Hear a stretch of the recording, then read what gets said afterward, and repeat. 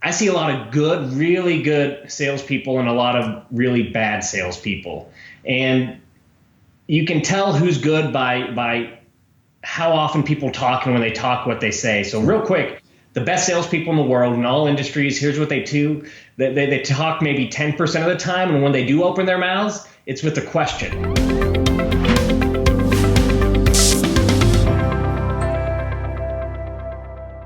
Hey everybody, this is Trevor with Carrot coming at you with another episode of the CarrotCast. And we've talked about masterminds before. There was, I don't remember which episode it was of the CarrotCast. It was probably episode 30 or something like that, where I did an episode on masterminds. And I know I meet, number one, I meet some of my best friends and business partners from masterminds, straight up. 2 of my 3 businesses I've started in the past 10 years, I've met those people at masterminds.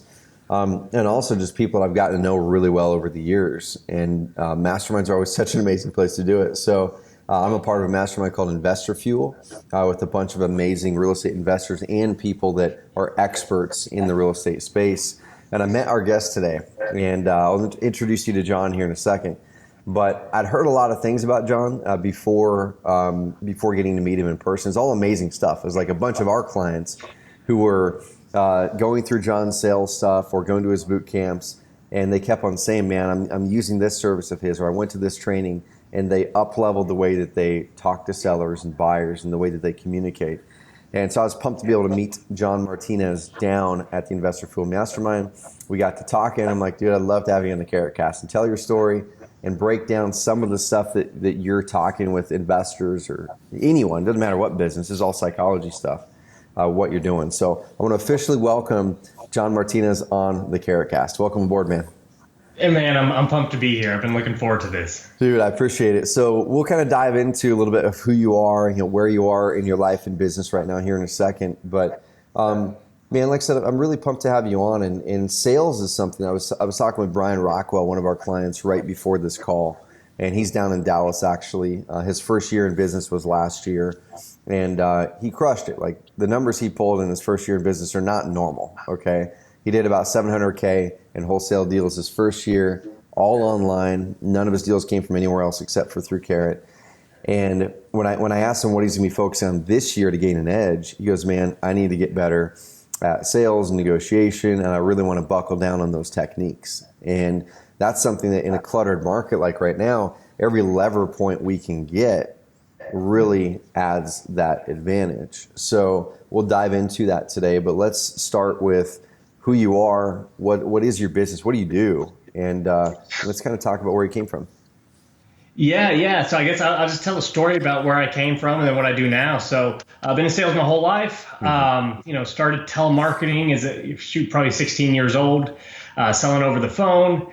My first probably real sales gig I'd consider was selling insurance, all commission. Did that for a number of years, ended up opening up my own insurance agency in St. Louis, Missouri, close to where I was living. Built a 50-person agency. We did about $250,000 a week in new business. And then parlayed that kind of up the food chain, if you will. So into corporate America, a lot of high-tech stuff, software, that type of thing. Growing sales teams, recruiting, training, coaching, into some higher level positions like VP of sales, director of sales and marketing for some larger players. So that was kind of my journey, and that didn't take long for me to go through, but that was about a 15 or so year journey that encapsulated that. The last 4 years, though, it's been strictly sales training and strictly in the real estate investment space. So doing nothing but helping people take the leads that they're producing and try to get them to a point where they can convert every lead that is convertible, that is closable, into a deal.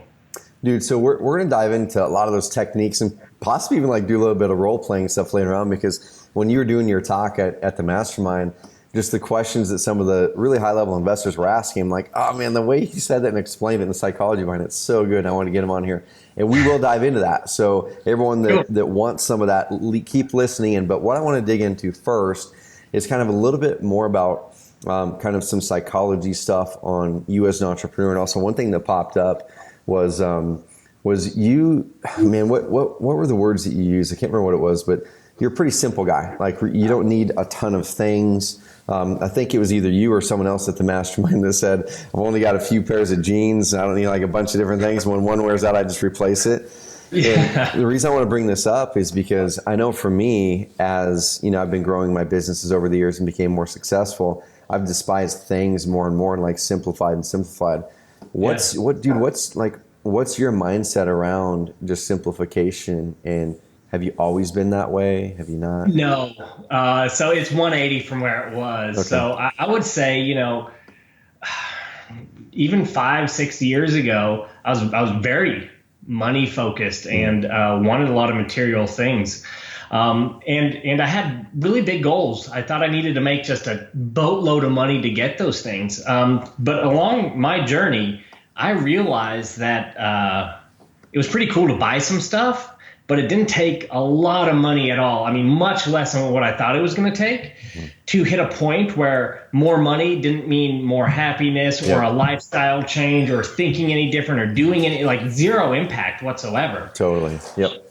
So it was a very low level and hit that pretty early on. And it was like, where do I go now? And what I realized for me anyways, it was about getting my time back and really having freedom to choose what I did, when I did it. And then, once I got a lot of my time back, then the journey started to change. Well, the work I am doing is it's stuff that I'm really, really passionate about. So I'd say, along my journey, that's just kind of changed and morphed over time. That's cool. Dude, for anyone watching the video, there's this canvas right behind me. And every single year, you guys are probably tired of me talking about it, but every single year I pick a theme for the year and then I get a canvas and put it on my wall. And we do the same thing with our team members here at Carrot. And last year, it was this one up here. If you're watching the YouTube version of it, it was actions express priorities. And I'm like, man, I feel like I've got these goals and I've got these certain things in life that I say are important, but my actions aren't mapping to that. So I really wanted to work on it. This year, it's exactly what you talked about, dude. It's that canvas right there where it says the ultimate goal of an entrepreneur isn't money, it's complete control over your time. So, dude, what were some things you have done just in that journey to start gaining back more of your time? Right. So first, it was very basic. It was just changing my business model. So I went from a lot of one-on-one stuff I was doing, got into group coaching and one-to-many types of trainings. I hired people to take on the sales side of things for me, which is weird because I'm a sales trainer. Yeah. But I talk it and I do it all the time. So it was just something that was taking up a lot of time that I could easily, obviously, train someone to do, right? So I got rid of that. I brought on an executive assistant, and that's been a game changer for me. So he does my email and just all kinds of stuff like that now, a lot of the basic communication stuff. And then next level where I'm going over the next 2 weeks is, and I haven't done this yet, so don't get me wrong, it's kind of an experiment. But last week I took social media and email off my phone. And then the next 2 weeks, what I'm going to try to do is shut my laptop and just basically unplug. Not meaning that I'm going to be any less active on social media and those types of things, but just so I prioritize what I really need to do. So I'll just talk to my assistant probably once or twice a day. What are the emails? How are we going to answer them? What's coming in on social media? What questions do people have? And because today what I'm doing is questions will come into our Facebook group or stuff like that. And I'll be so busy, I'll just type a short answer. But I said, I don't want to do that. That's the value that I provide. I need to be better at that. So you tell me what comes in on Facebook and we're going to do a video to answer each one of those. So it could be a really good, solid, deep answer. So that's the next step on my journey is shutting my laptop so I can focus on creating content, communicating with people, building relationships, because those are probably the three biggest drivers in the business and the three biggest things I enjoy doing.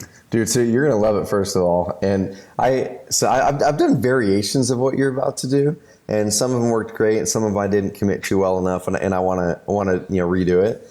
But I took email off my phone a couple of years ago, so I haven't had email on my phone in a while. And email was kind of for anyone listening to this, email was kind of my nemesis. And I think we all have this one thing that probably sucks up more of that time than others.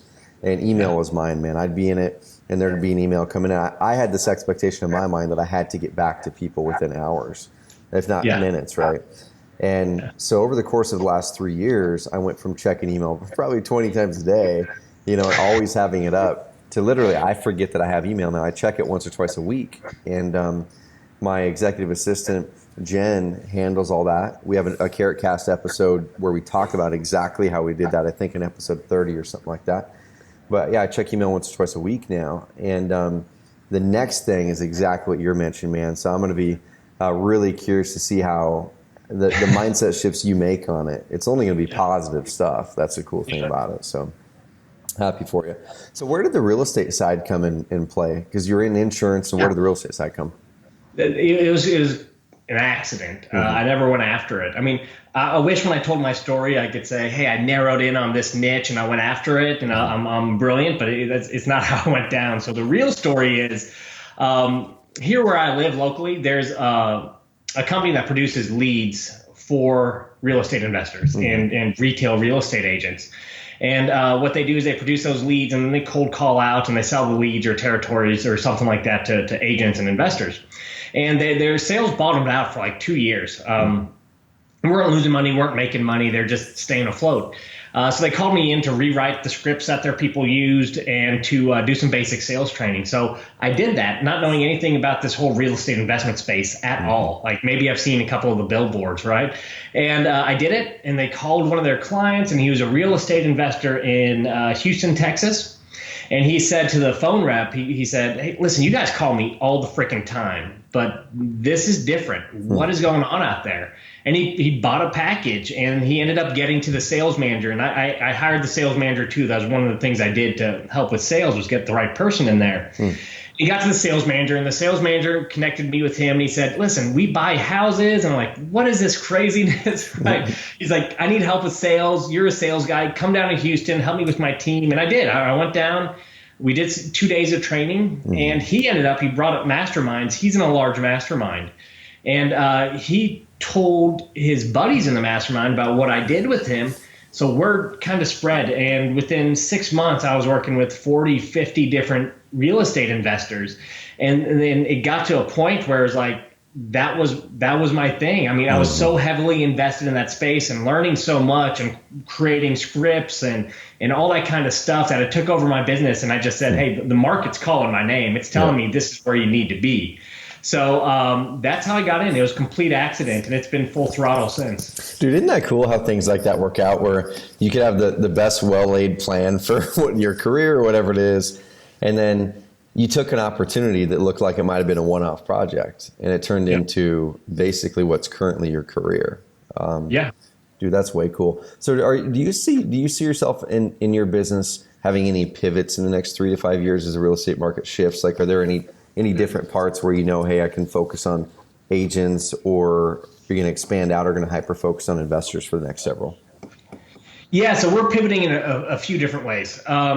Number one, we sprung up about probably 2 years ago now, a call center. So we produce leads by cold calling different people. So that was an offshoot of the sales training. You know, I was training VAs and lead managers across the country, and then finally just said, you know what, we could probably pull this off in a group environment and then distribute the lead. So that was one offshoot, but it's still tied to real estate. So then another offshoot we're doing is I got it from real estate. So there's tons of coaches and all that kind of, tons of education in this space, obviously. But there's none to become a sales trainer. So I saw that education, how to become a real estate investor. And I started thinking back about my journey when I made the decision to become a sales trainer. And as part of my journey, I looked everywhere for help. What system can I plug into? And, what can I do to, what franchise can I buy? What can I do to speed up this journey? And there was nothing. So when I saw the real estate coaching model, I said, there's tons of great VPs of sales and people who've built their careers in sales who want to own their own business. So now we just launched a program the end of last year where we basically train people to be sales trainers deep in their niche, right? Cool. People who've been in an industry for 20 years. So that's our next pivot. We are working on some stuff on the retail side, just dipping our toes in it a little bit on the inside sales thing. So yeah, we're constantly looking for new avenues and where we fit in. Cool. So the reason I want to bring that up right here is because one thing that a lot of, especially newer investors, but some experienced ones too, they'll throw out there is they think that a method or a technique or even online marketing is unique for just, let's say, real estate investing. And the way that we do online marketing is really rooted in psychology. It's the conversion methodology that we have. When someone lands there, how do you then attract and convert that person? And sales is very similar, where there's psychology principles that work for sales, whether you're selling, toilets, real estate, whatever it is. So now I kind of want to make this transition, and let's kind of dive into some of that sales psychology. And I don't have any questions written down. I'm going to toss some things your way that are popping up in my head. But what are the biggest common problems that you see when you're diving into someone's business and you go, man, these are the things that you can immediately pull these levers and make them better? Right. So I think the biggest, from just macro perspective, is too many people are selling without thinking, or buying without thinking about the sellers, right? What's going through their head? Yep. What do they want to accomplish? What are they afraid of? What's going to motivate them to take action? What's going to keep them from taking that action? Why aren't they answering your questions? Why are they scared to open? Like all those things. Most salespeople just haven't stopped, and acquisition agents or investors just haven't stopped and thought about what are they thinking and feeling. Yep. And I think that's the biggest problem, right? Just like you said, the psychology of it, right? Why would they take action? What's going to get in their way? Why are they sharing this information or not sharing this information? When you start to think in that way and start to get to those truths, the sales conversation becomes actually pretty darn simple. So what are some of the common things? Like, let's say someone's talking to a seller. Are there any common things where a seller jumps off of the sales process that people can tighten up pretty quick? Yeah, super quick. The biggest thing is setting expectations. Most investors know what they do. They know what the next step in every part of the process is. But most of them just don't share that with whoever they're trying to buy a house from. Whether it's an initial phone call and here's a great example. Lead comes in, right? So you produce a lead, online lead comes in, investor grabs it, picks up the phone, makes the call, and tries to set up an appointment. Well, most investors don't really lay the groundwork down as to what happens on that appointment. Yeah. So what the seller is feeling is, I don't know who you are. I don't know what you plan to do. I don't know if you plan to stay for a short time or a long time. I don't know if you're going to pressure me into doing something. So then that lead never gets converted, right? So, one quick simple thing to do is just at the end of that phone call, let's say a lead conversion phone call, is just say, hey, listen, here's typically what the next step is. Here's how long it takes. I come out here, take a look at the property so I can give you the best possible offer for it. Last 30, 40 minutes, we'll chat about exactly what you're hoping for. I'll give you an offer down to the penny. If you love it, we can, figure out a next step. If anything's off or timing's not right, no sweat. I don't buy every house that I look at. That's not the expectation, but at least we'll know we gave it our best shot. Now that little tidbit right there will increase your lead to appointment conversion rate. Just relieving the fear of what's going to happen next. Right? Dude, and the way that you said it, like even when you were going through that example, like I felt at ease, and I'm not even like a seller. I'm just going, man, the tonality was a big deal. So tonality was a big deal, the way you said it, but also just the way that you kind of worded some of those things. Hey, I don't buy every house that I come and see, but at least I'll take my best shot, and we'll know if it's going to work, kind of thing. So then it at least shows that seller, hey, you aren't going to be pressured. I'm going to give you my best shot, and if it doesn't work, it doesn't work. Like, that's so cool. Dudes, man, like I love psychology. I've studied psychology so much, and I love it because, number one, when you start to learn these things, you can start to learn yourself when you are encountering people using it on you, whether it's for good or bad. But also, if you truly know that your solution is the best solution for that seller or that buyer or whatever, and you don't know how to connect with the seller in this way, and you end up not being able to help them, but they have this other person who's a negotiation master, but they don't have a good service, you just did your seller a massive disservice because you're not learning these skills in a big way. Yeah, absolutely. I mean, the way you put it is beautiful. I mean, I think of it just like that. It's hey, if you're a doctor and a patient comes in to your office and they've got a serious issue that you can fix, but you don't explain yourself good enough or ask the right questions or convey the importance of taking a medicine or doing a certain thing, you've not only failed yourself, but you failed this human being. And so many sellers who reach out have a real problem or something they're trying to accomplish. And if you're best at accomplishing that and you've got a killer service, and you just failed to provide that service because you didn't put the work in or time in to have the right conversation, to me, that's a massive failure on several different levels. Oh, big time.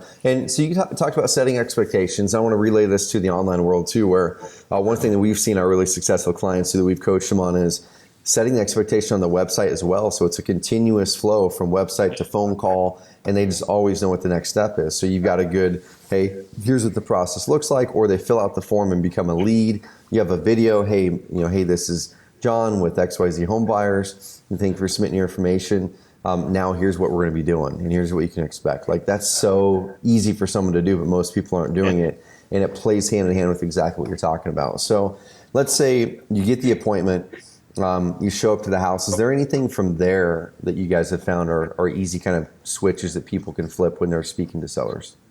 Yeah, so first of all, just repeat those expectations again right off the bat. You could do it word for word, doesn't even matter. Here's what I'm going to do. Here's how long it'll take. At the end of this, here's what will happen. If it's yes, that's cool. If it's no, that's okay too, right? Set expectations, relieve pressure. So number one, that's what you do. You do that the first 30 seconds. The conversation after that, the conversations that you have after that will change.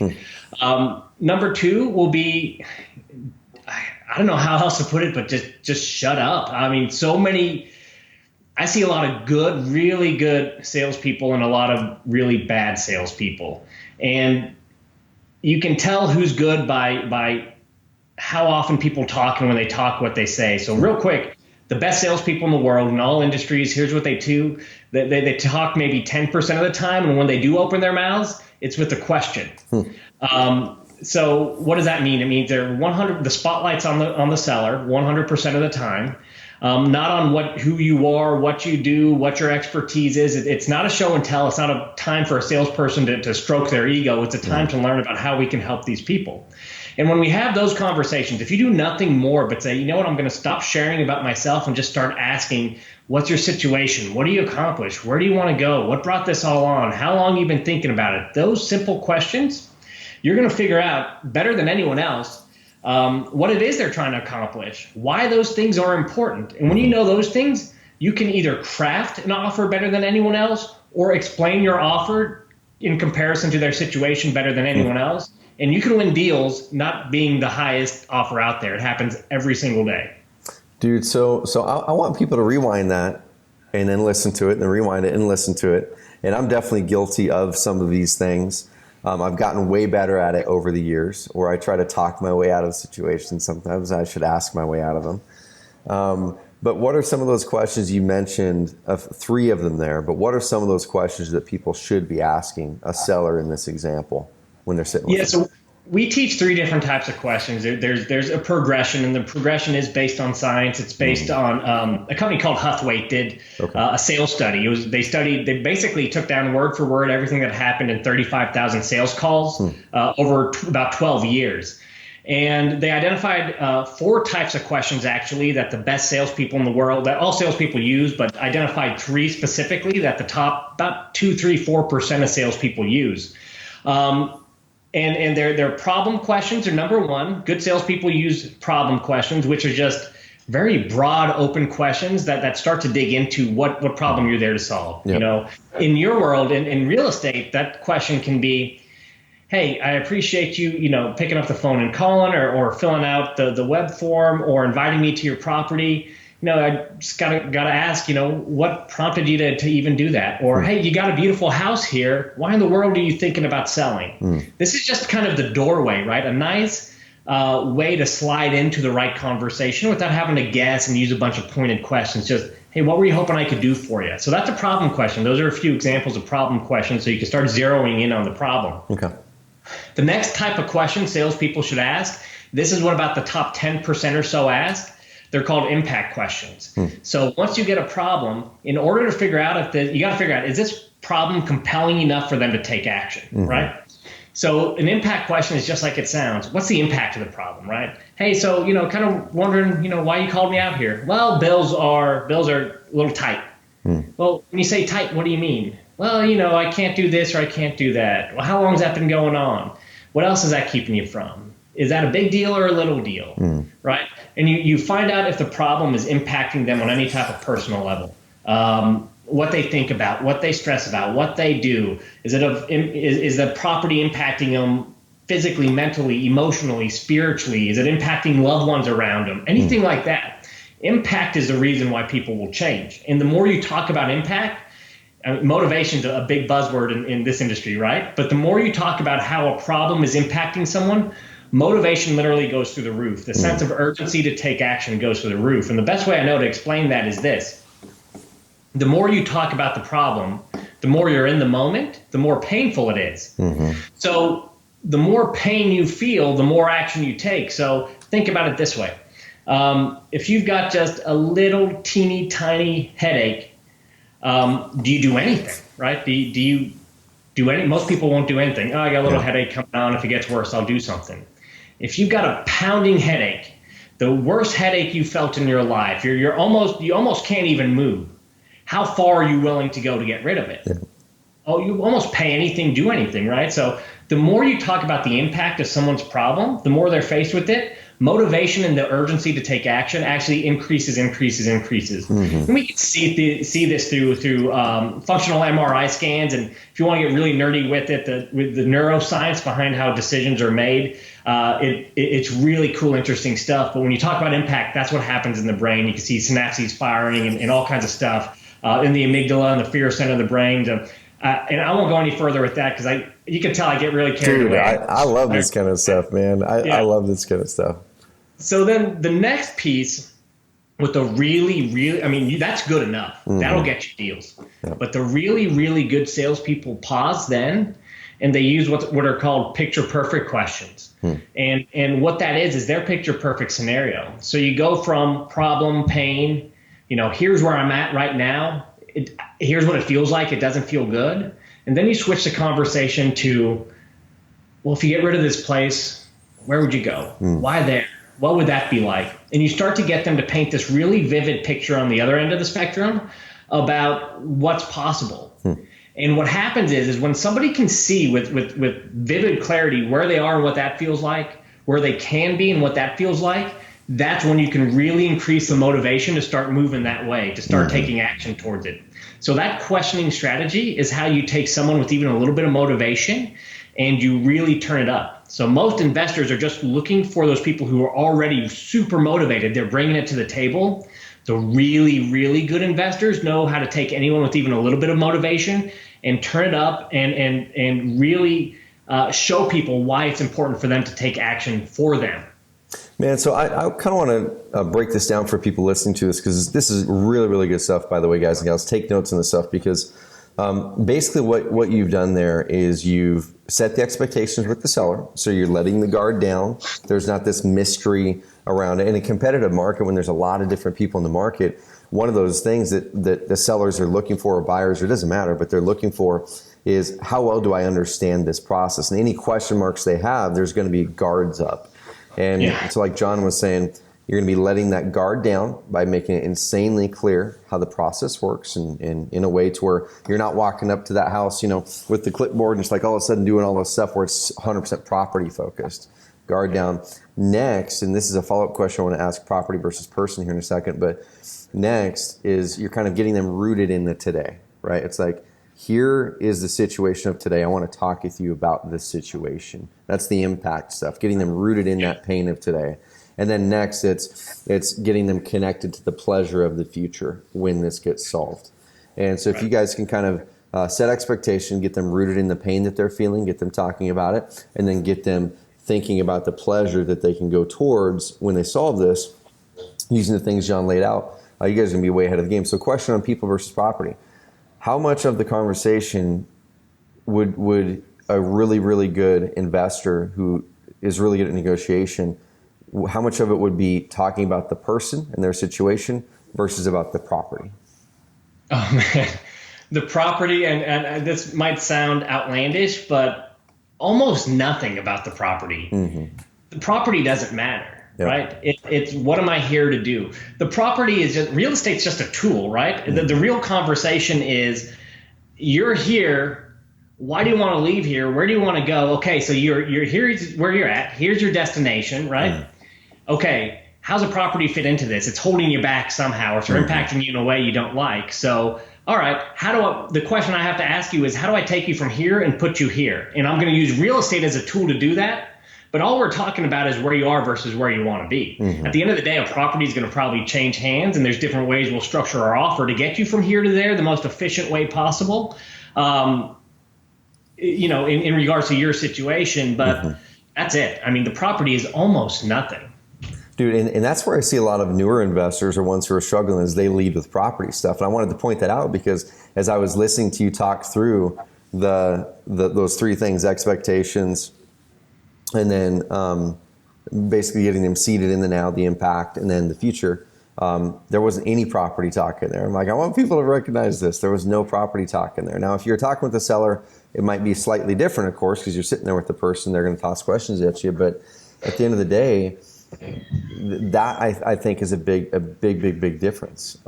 Is one person leads with, I'm going to talk about property, and then all of a sudden what happens there? And let me toss this your way. So, what does a seller feel when someone comes in talking about impact and about their situation versus someone that comes in and is just asking property related questions? What does the seller feel there? Yeah. So what's the seller feel? So I'll use an analogy to explain this. I think this is probably the easiest way to do it. So, Trevor, let me ask you this question. If you have a loved one and the loved one has some type of illness or in some medical condition, right? It's an illness or an injury, and it's serious, right? You want to do whatever you can to help this person out. Are you going to take that person to your general practitioner everyday, Band-Aids and boo-boos type of doctor, or are you going to take that person to a specialist? Oh, a specialist, of course. 100%. What if the specialist is 2, 3, 4 times as much money as your, the copay for your general practitioner? Does that matter? Not in that case, because I don't think I get my problem solved, or there might even be more risk going at the GP. Bingo. So you go to a specialist and you pay more because you feel they know more about your situation, more about that illness or injury, better. They know it better than anyone else. And if they know it better, they're better equipped to help you, and you'll pay more for that help. When you focus on someone's situation, they feel like you know them better than anyone else and are therefore better equipped to help them. Another way you can picture this is, I've been to a ton of weddings in my life, and my wife loves to watch like those couple shows, dating shows and all that kind of reality TV stuff.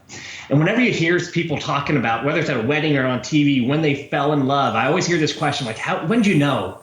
And the common answer I hear from both men and women, you'll hear too if you start paying attention to it, is they know me better than anyone else. And that's when I knew they were the one. So if that's just knowing someone's situation, taking the time to understand their situation is powerful enough for you to pay 2 or 5 or 10 times more to go see a specialist, or for you to devote the rest of your life to someone, do you think maybe you could buy a house, right? There's a lot of power in taking the time to understand someone, and and when someone feels truly understood, a lot of what they'll do for you and trust you with. Dude, that's such a big deal, because what you're talking about is like you said, and this isn't just, and I want people to pick this up, that this isn't techniques so we can then, take advantage of it. That's not that at all. It's if number one, you need to know your stuff, and you need to know that you can actually help that seller, and keep on honing your craft so you can help them better than anyone, and be confident with that. But then go after it and use these techniques so you can actually help the seller, so someone else who isn't as good or isn't as caring as you doesn't swoop in there and do it, right?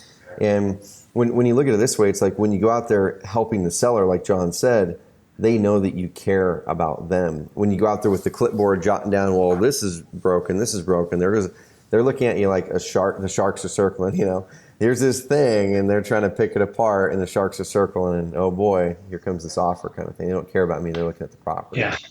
Big time. So what are some of the big falling off points, if any, that pop up? So let's say I went through and we communicated with the seller in that way. We've started to build trust with them. We know their situation. We have them future paced and thinking about where they want to go. And then now we're getting ready to present an offer. Is there any particular way we should do that to present an offer? Yeah. So number one, the big place in between those two, the offer and that conversation, there's one big place that many people do fall off. So I want to touch on that real quick. Salespeople, acquisition agents, anybody when we're trying to influence someone to do something or take an action, What we're really afraid of is everything that'll get in the way.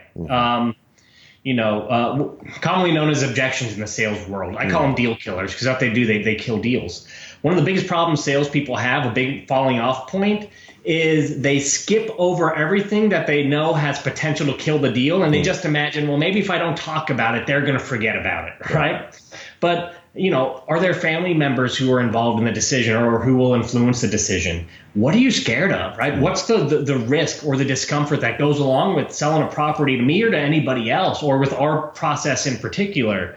All those types of things. Are you scared of leaving money on the table? Failing to bring up stuff that could kill a deal is what ultimately ends up killing the deal. If we can bring it up, we can usually talk through it, or at least we know if we do fail exactly where our failure point was. And that'll help us in the future. We can learn, with our marketing and different things, how to use that. But most amateur salespeople avoid that stuff. Like, hey, if I don't bring up that they could list it with the realtor, that they won't know they can list it with the realtor, right? It's insane. Yeah. But if you bring it up, you can then deal with it. So that's where I see a lot of people fall off, is they know that there's 3 or 4 things that can get in the way of a deal, but they just sweep it under the rug and fail to address it as if it's going to disappear. What happens is it doesn't disappear. And because that wasn't talked through, it's still an open checkbox, if you will. You end up with I got to think about it, some form of maybe or think it over, and then you're done. Dude, it's so funny. I've got a good friend named is Ben Settle. I'm not sure if you've ever heard of Ben Settle, but he's a copywriter, email copywriter guy, and amazing. Like, he's a funny dude and also just a character. And I had him on probably episode 15 or so. I mean, not that number. If anyone's listening, it's not episode 15. It's within the first 25 episodes. But one thing that he talked about on that podcast, and we've talked about a lot in person too, is a very similar concept. And I love the analogy he used to explain that. And he said he learned it from one of his big copywriter trainers, mentors back in the day, like one of the ones that we've all heard of.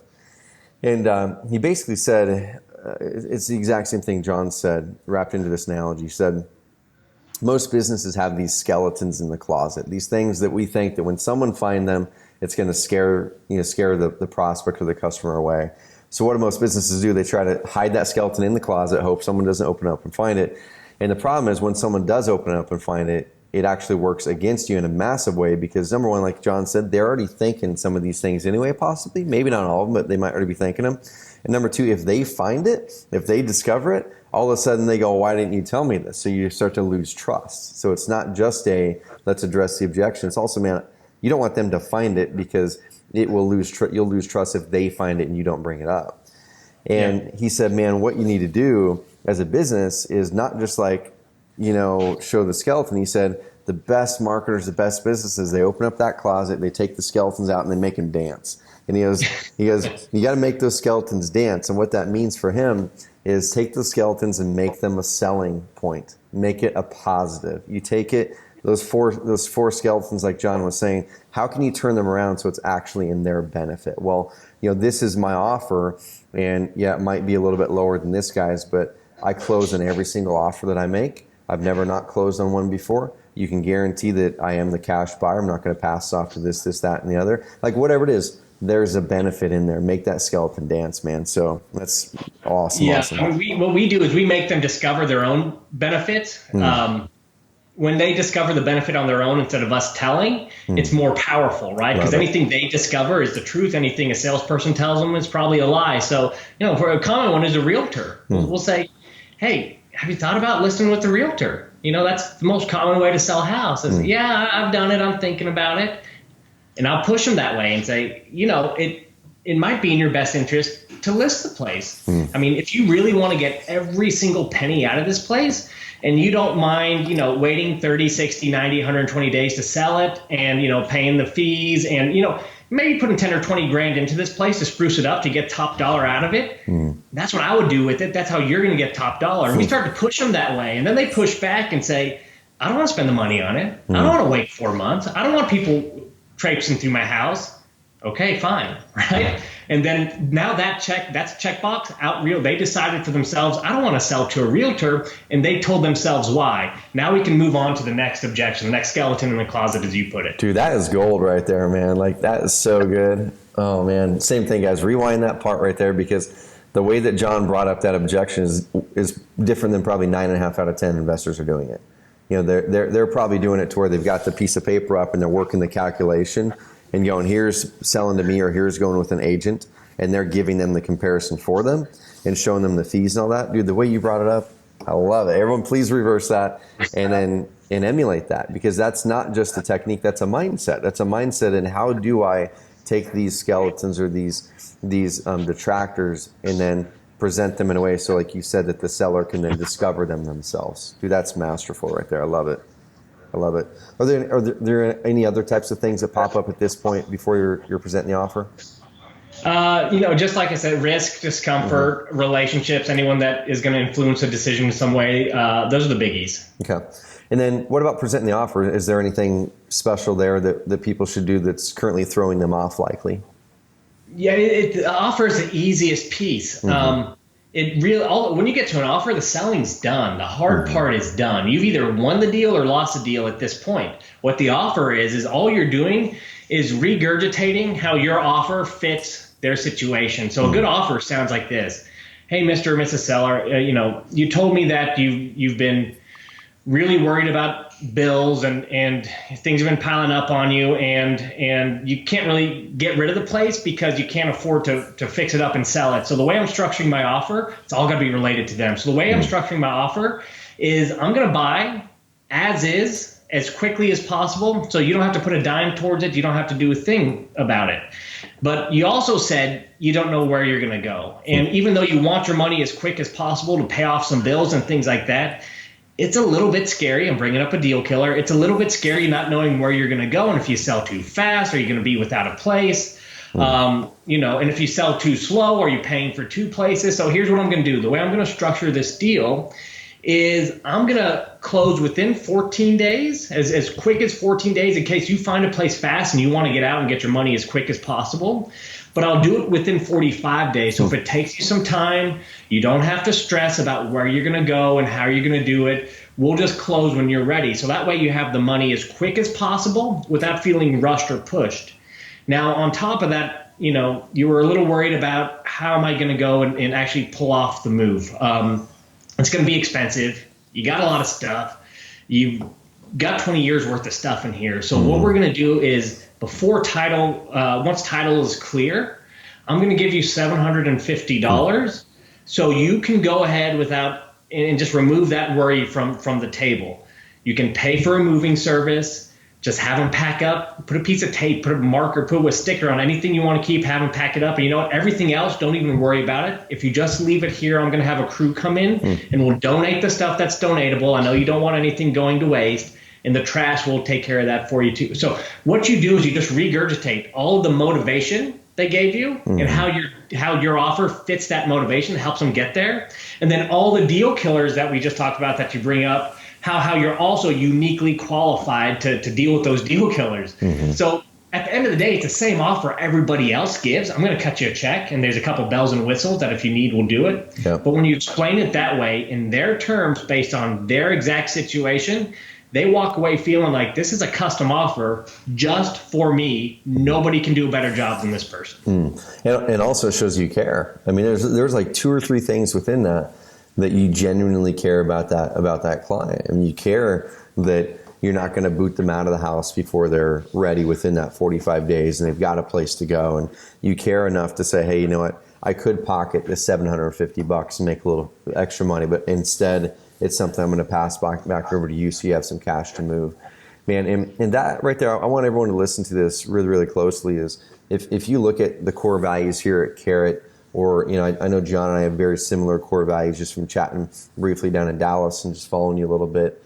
And I'm going, man, that right there is what I want our clients to do when they're doing business. I want you to do business right. I want you to make the real estate investment industry proud. I want it to be to where a wave of investors and agents come through and all of a sudden, you're not now one of the bottom, the top least trusted industries. There's like legal and real estate is right there in the top 2 or 3 in all these surveys that get ran every year. And it's because people do things opposite of the way that John's showing. They do things in a way that comes across as, I am trying to take advantage of you, or even worse is I don't know what the process is like. I feel like I don't understand everything, so therefore my mind's going to jump to conclusions that I'm being taken advantage of. And gosh, guys and gals, just please listen to this, because this isn't just about closing the deal. It's about doing business right. It's about doing business right, and it's also about just really uplifting this industry and being part of that uplift, which is awesome, man. So are there any missing tidbits in here? Just little quick tips that might kind of fill in some spots, or after you present the offers, or anything else? The next biggest thing that you could get some massive traction with if you just implement this one little thing is the worst way a sales call can end is with a maybe or think it over. Nothing good comes from that. You don't gain any information. You don't know what the next steps are. If there's hidden, deal killers someone's worried about, you didn't uncover those, you failed as a salesperson.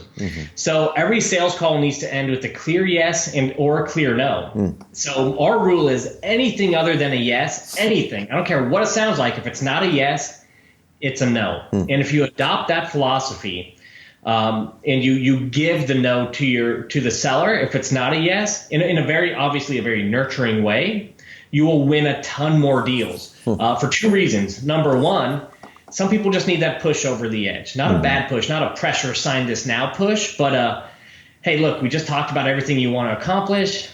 If, after an hour talking about where you are and where you want to be and how we could help you, if you're not 100% confident that this is the way to go, we need to call this what it is. It's just something's not right about it. Timing or something else isn't right. And that's perfectly okay, but we do need to call it what it is.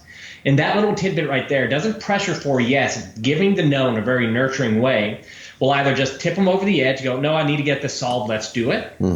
Or if there's still something hidden, something they're worried about holding them back, you'll hear, well, it's just that, and then bang, we can deal with it and bring the sales call to fruition. Again, yes or no. So adopting the philosophy that yes or no and no's okay. There's no other way to end that conversation. That alone will win you more deals, guaranteed.